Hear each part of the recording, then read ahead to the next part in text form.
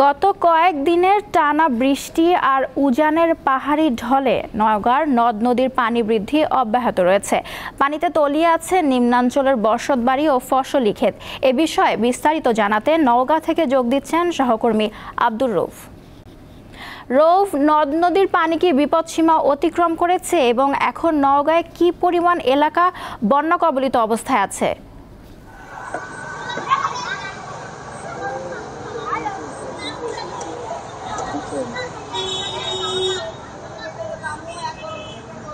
নওশিন, আপনাকে ধন্যবাদ। আপনি যেমনটি বলছিলেন, এখনো কিন্তু নওগাঁর যে প্রধান নদীগুলো আছে সেসব নদীগুলোর পানি কিন্তু বৃদ্ধি অব্যাহত রয়েছে। তবে এখনো প্রধান নদীগুলোর কোনো পয়েন্টে কিন্তু পানি বিপদসীমা এখনো অতিক্রম করেনি। তবে আপনার আজকের যে সকাল 6টার যে রিডিং হচ্ছে যে নওগাঁর ছোট যমুনা নদীর লিটন ব্রিজ পয়েন্টে বিপদসীমার 78 সেন্টিমিটার নিচ দিয়ে পানি প্রবাহিত হচ্ছে, আর গত 12 ঘন্টায় বৃদ্ধি পেয়েছে 2 সেন্টিমিটার। এছাড়া কিন্তু আপনার হচ্ছে আত্রাই নদীর জোটবাজার পয়েন্টে 12 সেন্টিমিটার নিচ দিয়ে প্রবাহিত হচ্ছে, আর গত 12 ঘন্টায় আপনার পানি বৃদ্ধি পেয়েছে 4 সেন্টিমিটার। এছাড়া কিন্তু আপনার আত্রাই নদীর হচ্ছে আত্রাই রেলওয়ে স্টেশন যে পয়েন্ট রয়েছে সেই পয়েন্টে আপনার 10 সেন্টিমিটার নিচ দিয়ে বিপদসীমার নিচ দিয়ে প্রবাহিত হচ্ছে, আর গত 12 ঘন্টায় বৃদ্ধি পেয়েছে 8 সেন্টিমিটার। তবে এখনো কিন্তু নওগাঁর নদীগুলোর পানি বৃদ্ধি অব্যাহত রয়েছে। এছাড়া কিন্তু আমার সঙ্গে কথা হয়েছে জেলা কৃষি সম্প্রসারণ অধিদপ্তরের উপপরিচালক আবুল কালাম আজাদের সঙ্গে। তিনি জানিয়েছেন যে নদীতে এইভাবে পানি বৃদ্ধি অব্যাহত থাকার কারণে এবং নদীর পানিগুলো নেমে যাওয়ার কারণে নদীর তীরবর্তী যে আপনার নিম্নাঞ্চলগুলো রয়েছে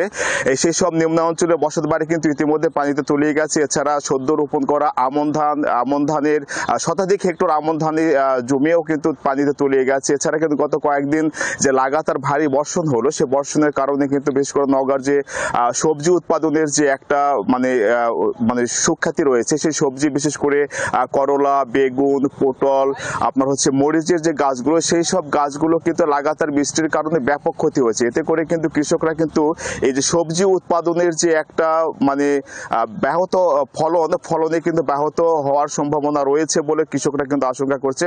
আমার সঙ্গে কথা হচ্ছে নওগাঁ পানি উন্নয়ন বোর্ডের উপবিভাগীয় প্রকৌশলী প্রবীর কুমার পাল। তিনি জানিয়েছেন যে লাগাতার বৃষ্টি যদি বন্ধ হয় এবং নদীর পানি যদি উজান থেকে নেমে আসে পানির ঢলটা যদি কমে, তাহলে নওগাঁতে আগামী কয়েকদিনের মধ্যে নওগাঁর যে পানিগুলো সেগুলো উল্লেখযোগ্যভাবে কমবে এবং পানি কমার কারণে কিন্তু নওগাঁতে নতুন করে কিন্তু বন্যার আশঙ্কা নেই। আর যদি পানি বৃদ্ধি অব্যাহত থাকে তাহলে কিন্তু নওগাঁতে নতুন করে বন্যার আশঙ্কা রয়েছে। তবে ভালো খবর হলে এখন পর্যন্ত নওগাঁর প্রধান যে নদীগুলো রয়েছে নদীগুলো কিন্তু এখনো কোথাও বেড়িবাঁধ কিংবা বাঁধ ভেঙে যাওয়ার কিন্তু কোনো ঘটনা ঘটেনি। তো নওশিন, এই ছিল নওগাঁ থেকে নদীর পানি বৃদ্ধি এবং ফসলের ক্ষতি নিয়ে আমার কাছে থাকা সর্বশেষ তথ্য।